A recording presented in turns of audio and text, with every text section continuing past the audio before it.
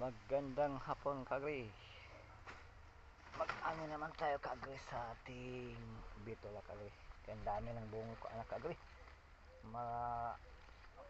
Gulang na kagri yung dahon kagri. Kasi masisira na kung di ma-harvest kagri. Kayo tong okra kagri oh.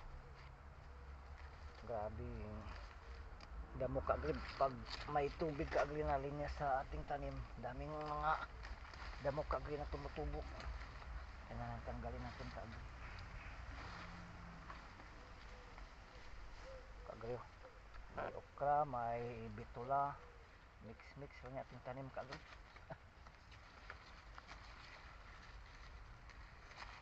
Kagri oh. May okra kagri oh, namumunga na ating okra. Meron pa tayong okra doon kagri. So kagri harvest dalang ano kagri, dalang bunot ng damo.